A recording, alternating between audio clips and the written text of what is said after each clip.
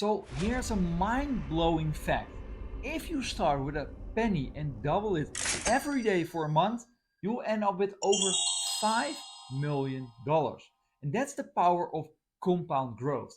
The same force that makes your net worth skyrocket after 100K. Now, let's break this down. For the first 20 days, you would barely notice the growth. We are talking pennies to dollars, right? But in the last 10 days, that's when things get interesting.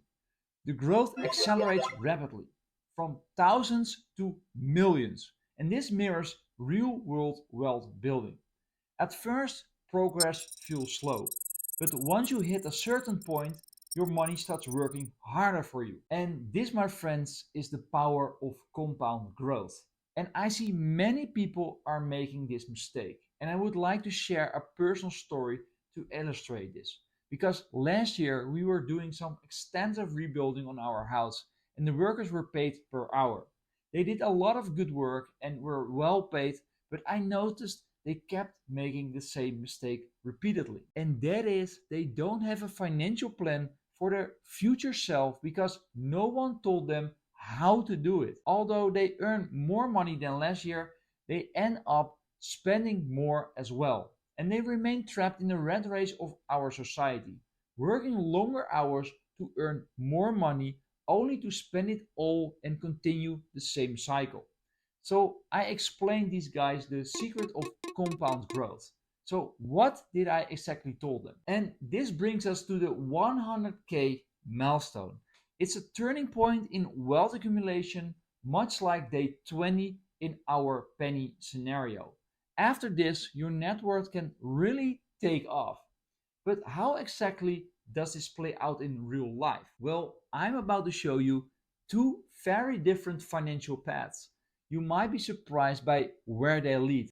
Sam and Yen. So they both earn around 60,000 euro a year and have managed to save another 10,000 euro. But here is where their paths split, and the results are truly eye-opening.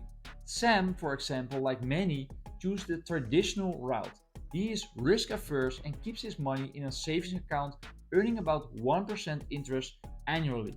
But he is better off at saving than spending it all, right? So he adds $500 monthly to his savings account and spends the rest. It feels safe, and Sam sleeps well at night knowing his money isn't exposed to any market fluctuations. He smiled at me when I suggested him to invest his money. His reaction was, "Sorry, Maurice, but the stock market is just a high stakes gambling machine for me." So Yen, the other worker, decides to educate himself about investing. And during the rebuilding of our house, he asked me to help him to set him up for success financially. So he puts his initial 10,000 euros into a diversified portfolio of low cost ETFs and continues to invest $500 monthly. And Jan doesn't want to gamble. I told him to take calculated risk based on historical market performance, aiming for an average of 7% annual return. Now let's fast forward 5 years from now. Sam's account has grown to about 42,000 euro. Not bad, right? He's made steady progress, and Jan's portfolio, however, has reached nearly 55,000 euro. The difference is starting to show off, but it's not dramatic, right? So this is where the concept of scale of capital, in other words, the power and secret of compound interest, comes into play. As Jan's investment grows, each percentage of return yields a larger absolute amount. For example, a 7% return on a 10,000 euro is 700 euro, but on 100,000 euro it's 7,000 euros. And this is in euro because they are both Dutch. This accelerating effect becomes more pronounced as the investment grows. So fast forward another 5 years. Sam's consistent saving has brought his total to about 87,000 euro. He is approaching that 100,000 euro milestone, right?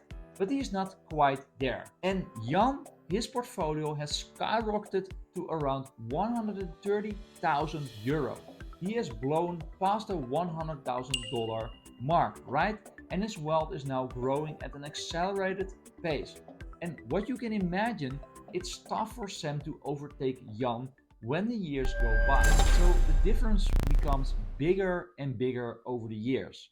And the difference between Sam and Jan's net worth after 10 years is stark. While both have been equally disciplined after our conversations in their savings habits, Jan's willingness to embrace calculated investment risk has put him significantly ahead. And remember, this is just the beginning.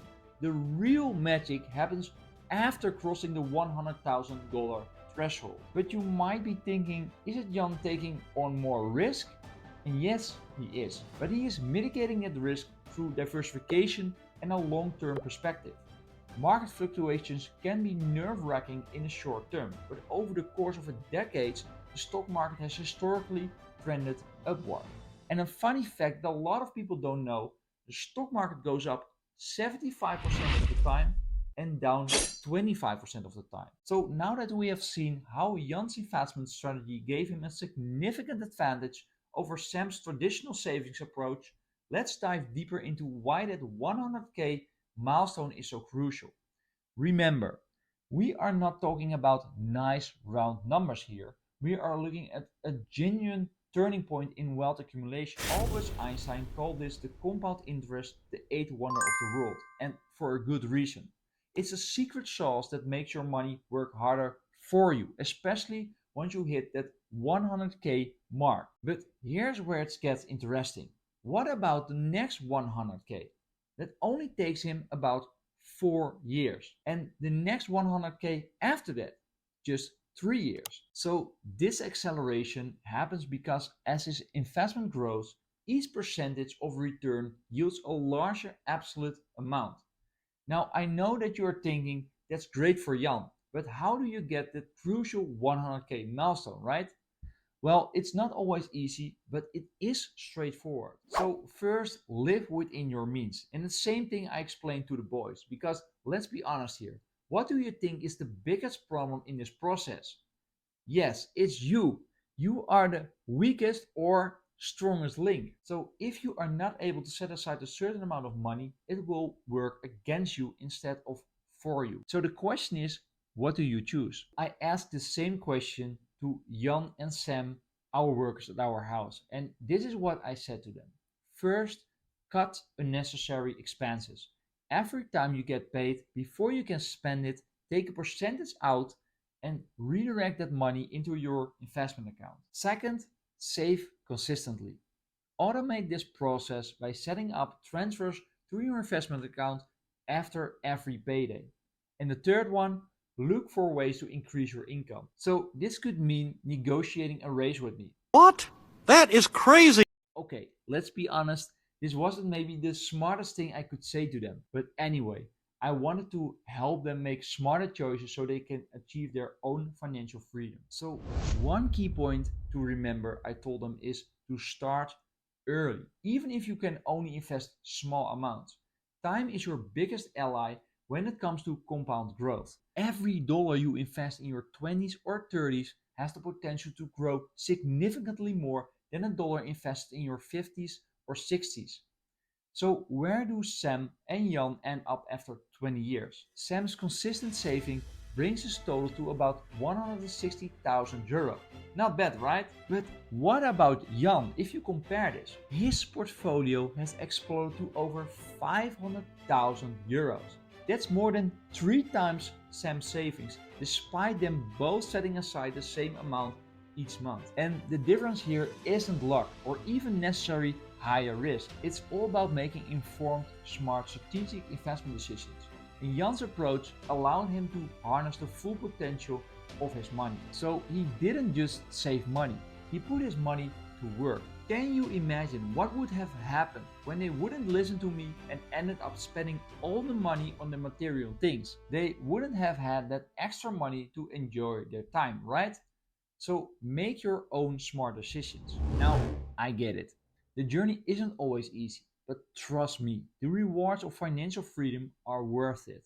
Stick to your plan, stay disciplined, and keep your eyes on the long-term prize. And here's something interesting I've noticed.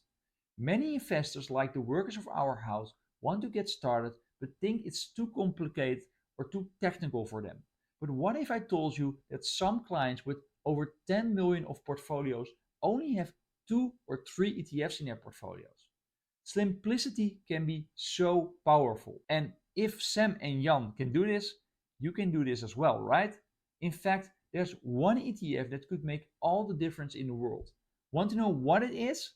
Well, that's exactly what we are going to cover in this video. I will give you inside knowledge about which ETF you should consider to buy when you want to build wealth. So my goal here is to give you a financial plan to break free from the financial constraints. Because when you win, we all win.